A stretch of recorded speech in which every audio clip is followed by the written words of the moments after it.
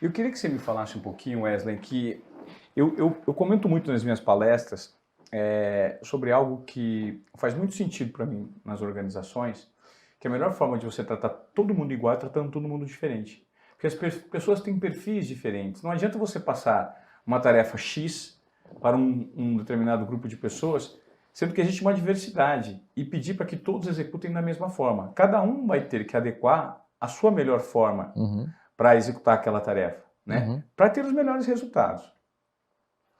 E eu também sempre falo que a tomada de risco ela é necessária para que você necessariamente saia da zona de acomodação. Então, a partir do momento que você se propõe ao risco, eventualmente você vai errar. Mas é o erro que vai te direcionar para um outro caminho que pode te dar os resultados que você tanto procura, num processo de evolução, né?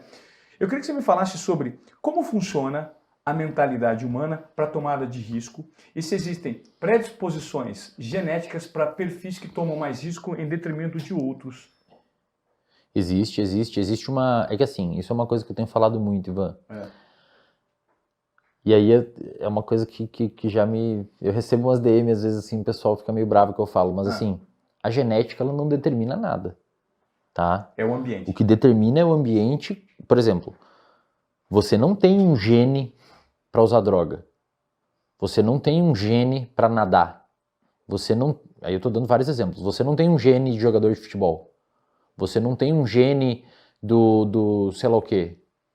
O gene nunca é para aquilo. O gene, por exemplo, você não tem um gene para usar droga, mas você tem um gene que predispõe você a buscar novidade. E a droga, por vezes, pode ser a novidade. Você não tem um gene que faça você ficar estressado com o seu chefe, mas o seu eixo hipotálamo, pituitário e adrenal, que é o eixo que responde ao estresse, pode ser mais sensível. E aí o chefe, que é o seu ambiente, liga esse eixo. Mas o gene não vai decidir do nada, vai, Ivan, fica estressado com o seu chefe agora. O gene não faz isso. O gene está ali, o ambiente age em cima do gene, e aí isso desencadeia uma resposta. Então não existe gene para. Não existe gene para algo. Agora, algo de comportamento, não existe um gene do empreendedor, por exemplo. Existe um gene que pode deixar você mais obsessivo com organização ou com alguma coisa específica do ambiente, que você não gosta de ver coisas assimétricas ou comportamentos que não estão organizados e tal, ambientes organizados, previsibilidade, e isso, por consequência, transforma você numa pessoa, num grande empreendedor. Deixa eu explicar. Existe uma variação num gene da dopamina, como eu disse, dopamina é envolvido por buscar novidade, além de fugir de perigo. Perfeito. Tem um gene tem um gene. Pensa assim, a dopamina, ela atua num receptor. Existem vários receptores de dopamina. Um desses receptores de dopamina chama de dopamina D4. Receptor de dopamina D4. Quem tem mais esse tipo de receptor é como se o seu cérebro tivesse um sabor de dopamina D4. Tem pessoas que não têm tanto esse sabor de dopamina D4. Se você tem mais esse receptor de dopamina D4, você é uma pessoa muito mais propensa a buscar a novidade. Muito. Por conta dos receptores. Mas olha só que interessante. O que é novidade? Cara, pode ser droga, pode ser comportamento de risco, pode ser um livro, pode ser gastronomia, pode ser viajar. Viajar para vários lugares é uma novidade. Você busca novidade na viagem. Então, você tem o gene que predispõe você a buscar mais novidade. Mas o que vai determinar se essa novidade vai ser um comportamento autodestrutivo usando droga ou um leitor ávido que devora vários livros diferentes porque encontra novidade nos livros? O ambiente. O ambiente que você cresceu, o ambiente que te estimulou, etc. Então, não existe gene que determina o comportamento ou alguma coisa assim. Existe na realidade, um ambiente que modela o seu comportamento para que aquilo continue acontecendo. E assim, cara, isso é uma coisa que eu tenho estudado cada vez mais. Eu sempre soube a neurobiologia por trás disso, mas agora eu estou estudando a parte out of the skin, tipo, o que acontece fora do cérebro que faz o cérebro agir dessa forma. O que mais eu tenho visto hoje é assim, você é a média das pessoas que você convive, cara. Isso se reafirma, né? Cara, cada vez mais. E assim, eu descobri isso antes de descobrir, porque Um psicólogo, ele normalmente faz qual caminho? Ele estuda lá na graduação psicologia, por exemplo, psicologia comportamental, psicologia cognitiva comportamental, aprende uma série de autores, uma série de termos, e depois ele vai na neurociência ver como que isso funciona no cérebro. Eu estou fazendo o caminho inverso. Eu aprendi o que funciona no cérebro e agora estou aprendendo outros tipos de aplicabilidade prática de comportamento. E a batata, cara, em qualquer nível que você vai olhar de perto, os estudos miram para essa parte. Você é a média das pessoas que você convive. Não existe. Não tem como não ser. Você pode, aí você vai falar assim, pô, mas o meu pai era um cara que bebia álcool, que não teve escolaridade e que era agressivo. Então eu vou ser assim também. Não. Se você viver num ambiente que não é assim, você não vai ser assim. Você, por exemplo, talvez você seja um cara mais impulsivo, porque ele bebia álcool. Então talvez você tenha um gene que aumenta a sua impulsividade. Mas não existe um gene que faz você beber álcool. Perfeito. Existe um gene que aumenta a sua impulsividade. Se você é um cara mais impulsivo num ambiente que se usa álcool, pode ser que você direcione a sua impulsividade para o álcool. Perfeito. Mas você pode direcionar a sua impulsividade para outra coisa. Para estudar, físico, trabalhar, para o exercício, para o esporte, para qualquer outra coisa.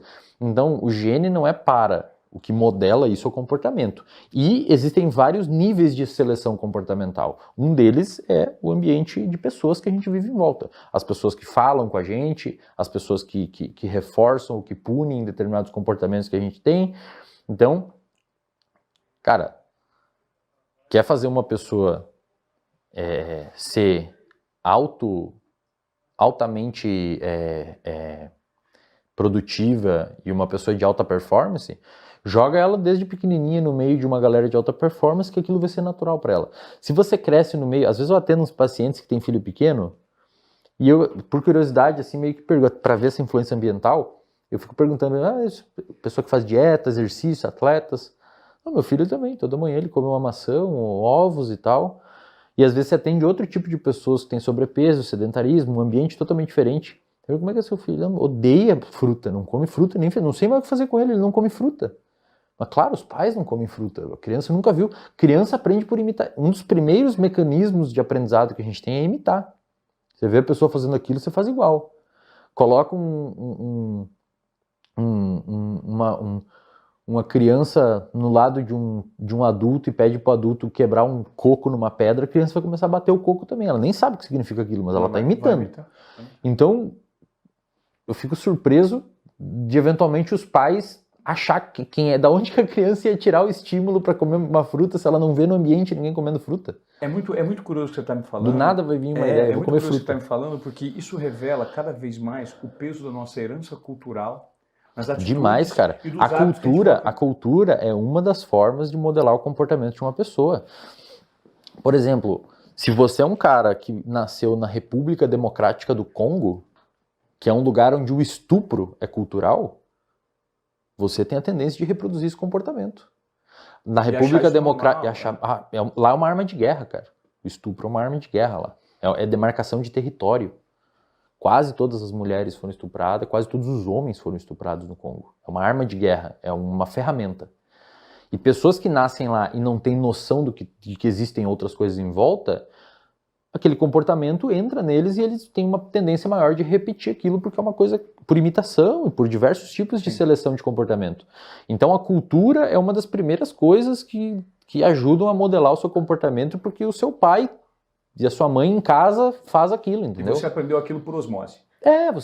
Agora eu tenho uma pergunta interessante para te fazer, então. Eu não sei se eu estou me fazendo... Sim. É muita coisa. Não. Você está se fazendo, pelo menos para mim, está sendo muito evidente, muito claro. A gente está, ao mesmo tempo que está gravando esse podcast, a gente colocou uma live. Nós temos aqui quantas pessoas com a gente ao vivo agora? Não sei, quase 1.000 quase pessoas 1.000 ao pessoas. vivo. É impressionante como a audiência do Wesley Delanogari está explodindo, está arrebentando no Instagram, como eles são participativos e como esse assunto... E lá no RD, lá no do RD tá 100 pessoas. 100 pessoas. Dá um alô pro Instagram do RD lá. Fala, pessoal do RD. Logo o Ivan tá lá. Logo. Reservatório de dopamina. Olha, eu tenho mais uma vez o privilégio de estar com esse cara super disruptivo no mercado, que vem com uma abordagem interessante, gerando provocações e novos tipos de conhecimento, né? Para um público específico, ávido por entender como funcionam os mecanismos mentais e de que forma, inclusive, a comunicação se adequa a isso.